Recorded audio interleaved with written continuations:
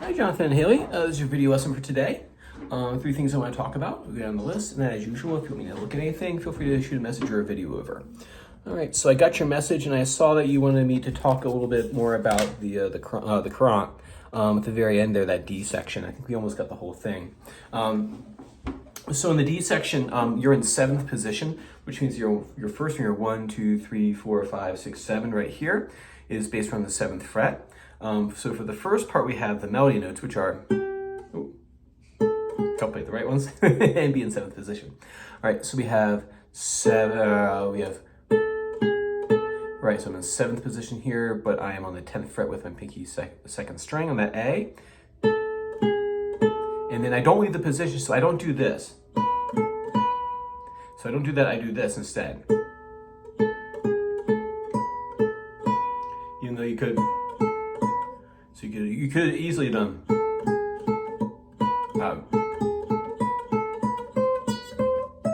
but that's a whole lot of jumping around. It's far easier to stay in position. Then same thing here. So rather than jumping up and down the first string, you just stay in one spot. And then here, you jump into 9th position, but the pinky will be on the high E. Still stay in 9th position here. And not till you get to that C in the last beat of the second measure, of that line, you shift down, so that's where you move. 2, 4, 2, shift, pointer finger, and then finish out this section right there. So there's only 2 positional shifts that happen in that D section right there. Work on that for me. Like I said, you can shoot a video over if you have any questions about the notes or whatnot. And then next thing you should be working on are the slur exercises that we had earlier in the Andante.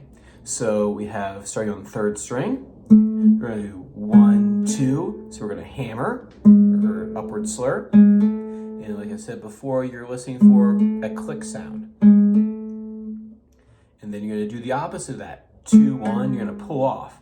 When you do that, you roll your finger off the string and bounce off the string below it, almost like a trampoline. If you know what that is, Haley. I hope you know what a trampoline is. Bounce off of it, and then back up. Hit, bounce, back. All right, so we have this. Hammer, pull off. 2 separate things. Then move to the 2nd and 3rd finger. Same thing. Hammer. Right? When you hammer, go make sure you're on the tip of the finger and you get on the right side of the fret. Oops. Right? So hammer, and I'm not hammering over here. That's too weak. Over here on the side of the fret. Pull off. And then last one for the slurs are 3, 4, 4, 3. That's the toughest one. That's the one you'll probably have to spend the most time practicing. You can do different finger combinations of these. So if you find like 1, 2 and 1, 2, 2, 3 or not that bad, you can do different combos. Like for example, you can do 1, 3 if you want to. Right? You can do 2, 4, which is actually probably a good idea to practice that one for what I'm ready to talk about.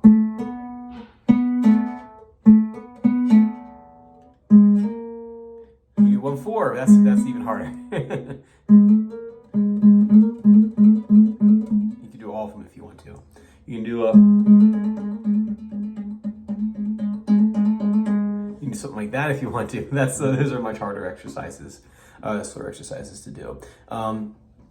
You don't even need to stay down here in 1st position. You can even move it up to 5th position if you want to. So like 1, 2, 2, 1. That may even be good for this song too. 2, 3, 3, 2, then 3, 4, 4, 3. Like I said, that one you want to turn to the side to get that pinky nice and curled over top. So if you're too far this way, it's much harder. If you turn the arm in towards the hand in towards yourself, get a nice hammer on. Right.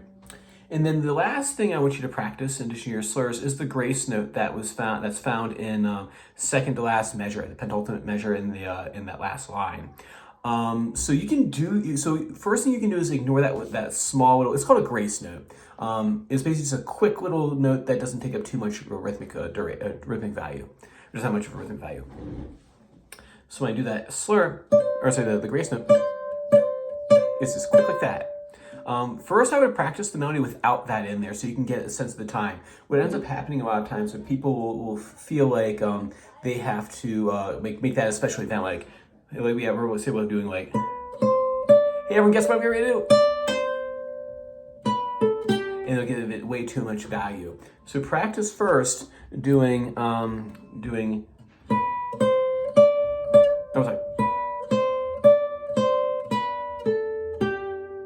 Yeah. So you can know how long the melody note that is supposed to last. Remember, the grace note is kind of like just like the cherry on top of the ice cream. It's not meant to be the whole thing. It's just like a little special thing on the very top. Yeah. Right. To practice that, hit that note and roll your pinky right off the fretboard. Do it slow first. And then see if you make it real quick. It shouldn't take up any of the rhythmic value. So, right. If you also want to, for the D section, you can also run the bass line. It's pretty straightforward. D, 2, 3, G, 2, 3, D, 2. So just all taking back and forth. It'd be good for you to read those as well too, because we need to keep up on our note reading. 2, 3, 1, 2, 3, 1, 2, 3, 1, 2, 3. So how about have those two lines separate for me for next time? Have the bass line and then have the melody line, and then we'll stick them together after that. Awesome. Work on those three things, and then send a reply video back if you want to, and I'll see you same time next time. Bye.